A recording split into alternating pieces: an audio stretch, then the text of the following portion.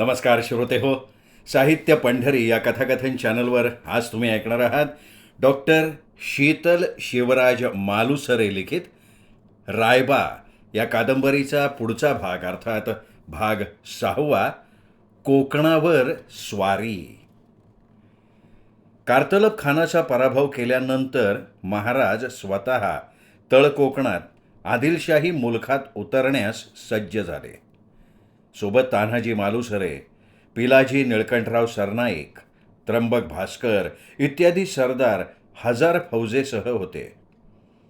दाभोळ, पालवण, चिपळूण इत्यादी ठाणी महाराजांनी तान्हाजींच्या साथीने लीलया जिंकली. दाभोळची व्यवस्था लावून महाराज गद्दार सूर्यराव सुर्वेला धडा शिकवण्यासाठी निघाले. तान्हाजी मालुसरे यांनी संगमेश्वरावर चाल करून संगमेश्वर ताब्यात घेतलं. महाराजांनी तान्हाजीला फौजेसह संगमेश्वराला राहण्यास सांगितलं. सोबतीला पिलाजी निळकंठराव सरनाईक यांना ठेवलं आणि स्वतः देवरुखकडे रवाना झाले. महाराज पुढे शृंगारपूरला गेले. सूर्यराव सुर्वे घाबरून महाराजांना शरण आला आणि स्वराज्यात सामील होण्याचं वचन दिलं. मात्र आदिलशहाचं फरमान आल्यावर सूर्यराव सुर्वे बदलला. एका मध्यरात्री त्यांनी संगमेश्वरला असलेल्या मराठी फौजेवर हल्ला चढवला. परंतु मराठी फौज लगेचच सावध होऊन सुभेदार तान्हाजी मालुसरेंच्या नेतृत्वाखाली लढू लागली. तान्हाजींनी आपली आघाडी मजबूत ठेवली. शत्रू सैन्याला त्यांनी 1 इंचसुद्धा पुढे येऊ दिलं नाही. मात्र पिलाजी शत्रू सैन्यासमोर नामोहरम होतोय असं दिसत होतं. हे पाहिल्यावर तान्हाजींनी आपल्या सहकार्यांना आघाडी सांभाळायला सांगितली आणि ते पिलाजीच्या मदतीला धावले. मात्र तान्हाजी यायच्या आतच पिलाजी पळत सुटला होता. तान्हाजींनी पिलाजीला गाठून त्याला दगडाला बांधलं आणि खडे बोल सुनावले. अरे नामर्दासारखा पळतोयस काय? लढाई कशी करतात ते बघ आता. असं बोलून सुभेदार शत्रू सैन्यावर तुटून पडले. कोणाची मुंडकी उडत होती, कोणाचे हात तुटत होते. गद्दार सुर्वेला धडा शिकवण्यासाठी हा कोकणातला मावळा पेटून उठलेला होता. त्यांनी सूर्याजीरावाच्या सैनिकांची दाणादाण उडवून टाकली होती. तान्हाजी मालुसरे आता आपल्याला ऐकत नाहीत हे लक्षात आल्यावर सूर्याजीराव पळत सुटला. त्याला पळता भुई थोडी झाली. तान्हाजींनी ही मोहीम फत्ते केलेली होती. महाराज देवरुखवरून संगमेश्वरला आले. त्यांना हा सारा प्रकार सांगितला. विशेष म्हणजे महाराजांनी तान्हाजीसारख्या योद्ध्याला कोकणातले रस्ते करायला सांगितलं.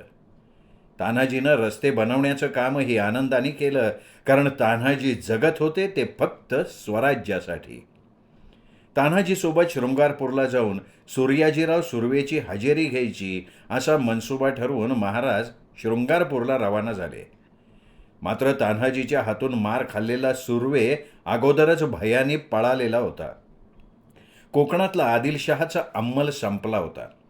कोकण प्रांत स्वराज्याचाच एक भाग झाला.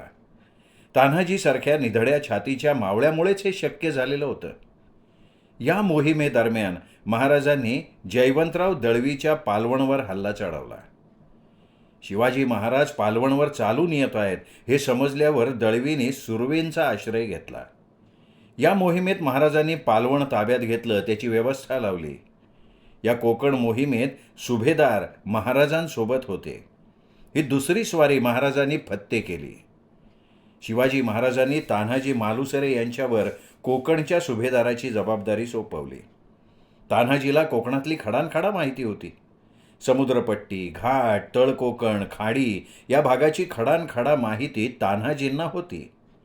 1657मध्ये राजांनी कल्याण भिवंडी काबीज केलं. समुद्र खाडीवर आरमाराची स्थापना केली. स्वराज्याची गलबत सागरावर तरंगायला लागली. सुभेदार तान्हाजी मालुसरे मोठ्या निष्ठेनं कोकण प्रांताचा कारभार पाहत होते. न्यायनिवाड्यापासून सैन्याची भरती, आरमाराची बांधणी, जलदुर्गांची उभारणी यामुळे त्यांच्या प्रखर बुद्धिमत्तेचा प्रत्ययच येत होता. काका, सुभेदार होणं काही खायची गोष्ट नाही ना. सुभेदार म्हणजे त्याग, सुभेदार म्हणजे कर्तव्यनिष्ठा, सुभेदार म्हणजे स्वराज्य भक्तीची भगवी ज्वाळा. सुभेदार ते सुभेदारच. तेव्हा सुभेदार घडून गेले. इतिहास घडवून गेले म्हणून काका त्यांचे वंशज म्हणून आमच्या मातोश्री, रायबा आणि आम्ही सगळेच भाग्यवान आहोत. पण रक्ताचे वंशज असूनही आम्ही नावापुढे सुभेदार कधीच लावत नाही. अंकिताताई, कर्तृत्व, दातृत्व आणि नेतृत्वाने श्रेष्ठ व्हायचं. आपलं अस्तित्व आपण जपायचं. खरा इतिहास सर्वांनाच माहिती आहे. गोडवली, उमरड, सिंहगड आणि पारगड इतिहासाची साक्ष देत उभे आहेत. हो की नाही रायबा? हो काका. काका, आता पुढे शाहिस्ते खान ना? शाहिस्ते खानावरील छापा. शिवाजी महाराजांनी पन्हाळगड जिंकल्यानंतर आदिलशहानं शिवाजी महाराजांचा नादच सोडून दिला. त्याचवेळी औरंगजेबानं आपला मामा शाहिस्ते खान याला पुण्याला लाल महालाकडे पाठवलं. शाहिस्ते खानानं चाकण किल्ला जिंकून पुण्याच्या लाल महालात मुक्काम ठोकला होता. शिवाजी महाराजांनी शाहिस्ते खानाच्या जाचातून स्वराज्य सोडवण्यासाठी छापा घालण्याचा मुहूर्त ठरवला. चैत्र शुद्ध अष्टमी म्हणजेच 6 एप्रिल 1663. अगदी गुप्तपणे सगळी तयारी सुरू झाली. पुण्याच्या लाल महालावर छापा म्हणजे शाहिस्ते खानावर झडप घालायची कशी याचा तपशील तयार झाला. सगळं नियोजन केलं गेलं. कोणी कोणत्या जागेत दडायचं, कोणी कुठे हल्ला करायचा, किती गतीने पुढे सरकायचं, सगळं ठरलं. शिवरायांनी आपल्याबरोबर मोरोपंत आणि नेताजीला घेऊन सोबत 2000 मावळे घेतले. यामध्ये बाबाजी देशपांडे, चिमाजी देशपांडे, सर्जेराव जेधे इत्यादी खासदार सरदार होते. शिवरायांनी तान्हाजी मालुसरेंना कात्रज घाटात जाण्याची आज्ञा केली आणि तिथे गेल्यावर लग्नाचं व्हराड तयार ठेवायला सांगितलं आणि आज्ञा मिळताच पुण्याकडे जायचं ठरलं. सोंग वठवण्यात तान्हाजी मालुसरेंचा हातखंडा होता. पुण्यामध्ये महालाकडे खरोखरच लग्न वऱ्हाडी मंडळी वाजत गाजत येत आहेत असं चित्र हुबेहूब तयार केलं तान्हाजी मालुसरे यांनी. तान्हाजींच्या जोडीला येसाजी कंक होते. येसाजीवर गवताची गाडी भरून पुण्याला निघालोय अशा प्रकारची बतावणी करायचं नियोजन सपावलं गेलं. त्याप्रमाणे येसाजी कंक गवताच्या गाड्या भरून पुण्यातल्या गंजीखान्याला निघाले. त्याचप्रमाणे विठोजींना घाटाखालच्या रानात 150-200 बैल शिंगांना पलिते बांधून तयार ठेवायला सांगितलं. शिवरायांनी आपल्या सर्व सवंगड्यांवर कामगिरी सोपवलेली होती. त्यामध्ये आघाडीला होते ते तान्हाजी मालुसरे. लाल महालाची माहिती असलेले चिमाजी, बाळाजी, सर्जेराव जेधे यांना लाल महालावर थांबायला सांगितलं. ठरल्याप्रमाणे वऱ्हाडी मंडळी वाजत गाजत लाल महालाजवळ आली. महाराज कात्रजच्या घाटात रानात एका छोट्या वस्तीत बसले होते. मध्यरात्री महाराज वऱ्हाडी मंडळीतून लाल महालात प्रवेश करते झाले. त्यांनी लाल महालात प्रवेश केला आणि ते शाहिस्ते खानाच्या खोलीत प्रवेशले आणि कमरेची तलवार उपसून त्यांनी शाहिस्ते खानावर वार केला. परंतु घाबरून शाहिस्ते खानानं खिडकीतून उडी मारण्याचा प्रयत्न केला. तेवढ्यात महाराजांनी त्याच्या हातावर वार केला. त्यावेळी खानाची 3 बोटं तुटली. शाहिस्ते खान नशिबानं वाचला.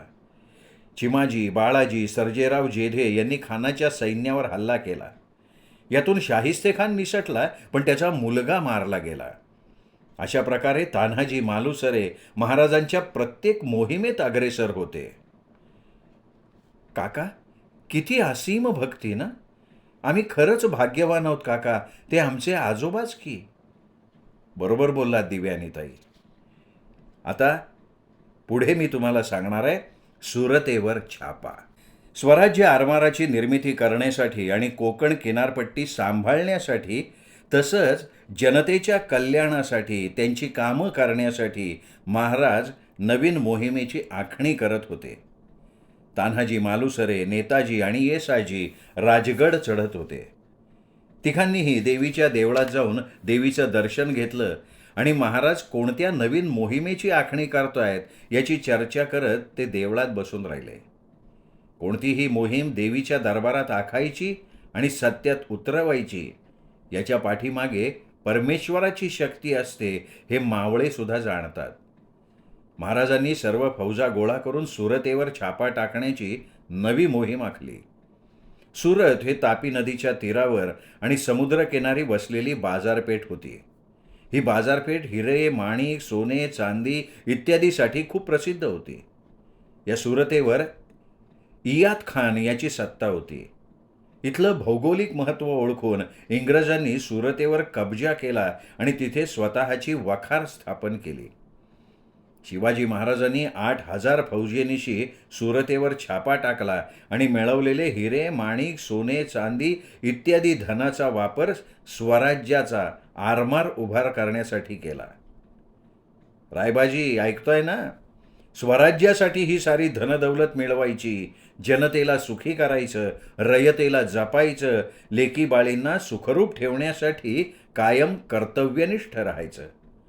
असे एकमेव विश्ववंदनीय राजे म्हणजे आपले छत्रपती शिवाजी महाराज. हो काका, काका आता सिंधुदुर्गाविषयी माहिती सांगा ना. स्वराज्याचं आरमार, किल्ले सिंधुदुर्ग. महाराष्ट्राच्या पश्चिम किनाऱ्यावर म्हणजे जंजिऱ्याच्या सिद्धीची सत्ता होती. या सिद्धीला रोखण्यासाठी आपलं स्वराज्याचं आरमार उभं करायला हवं असं महाराजांच्या मनात आलं. समुद्रावर फेरफटका मारत असताना मालवणच्या समोरच्या समुद्रातल्या कुर्टे बेटाकडे महाराजांचं लक्ष गेलं. या बेटाचं भौगोलिक स्थान महाराजांना एकदम पसंत पडलं. तात्काळ त्या ठिकाणी जलदुर्ग वसवण्याचा निर्णय महाराजांनी घेतला आणि नाव ठेवलं सिंधुदुर्ग. आरमार उभं करण्यासाठी जलदुर्ग बांधणं महत्त्वाचं आहे, म्हणून महाराजांनी सिंधुदुर्ग बांधण्याचा निर्णय घेतला. या कामामध्ये महाराजांनी तान्हाजी मालुसरे, आनाजी आणि गंगाजी यांना बरोबर घेऊन त्यांच्याबरोबर चर्चा केली.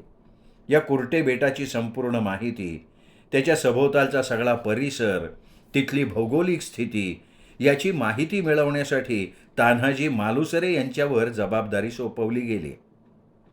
तान्हाजी मालुसरेंनी सर्व माहिती तर मिळवलीच, पण अजून एक नवलाची गोष्ट सांगितली, ती म्हणजे त्या खडकावर पाणी गोड आहे. महाराजांनी सुरतेच्या लुटीत लुटलेला खजिना या दुर्गासाठी वापरायचं ठरवलं आणि 25 नोव्हेंबर 1664 रोजी गणेश पूजन करून सागराला सोन्याचा नारळ अर्पण करून जलदुर्गाच्या पायाचा प्रथम चिरा शिवाजी महाराजांनी बसवला. या बांधकामासाठी 200 लोहार तसेच हजारो कोळी काम करत होते. बांधकामासाठी शिसं, मोठमोठ्या शिळा हव्या होत्या आणि संपूर्ण बांधकाम तान्हाजी मालुसरेंच्या देखरेखीखाली चाललेलं होतं. 29 मार्च 1665 रोजी या जलदुर्गाचं बांधकाम पूर्ण झालं. तान्हाजी मालुसरेंच्या कल्पक बुद्धिचातुर्याची साक्ष देत तो दुर्ग उभा राहिलेला आहे. सिंधुदुर्गाच्या जोडीला कुलाबा, खांदेरी, सुवर्णदुर्ग, विजयदुर्ग इत्यादी किल्ले बांधत शिवरायांनी आपलं आरमार उभं केलं. किती दृष्टिकोन होता ना, म्हणजे दूरदृष्टिकोन होता महाराजांचा. हो ताई, इतिहासाची पानं उलटताना प्रत्येक पान छत्रपतींच्या शौर्याचे, पराक्रमाचे पोवाडेच गाताना दिसेल. युगपुरुष, परमप्रतापी सूर्य म्हणजे छत्रपती शिवाजी महाराज.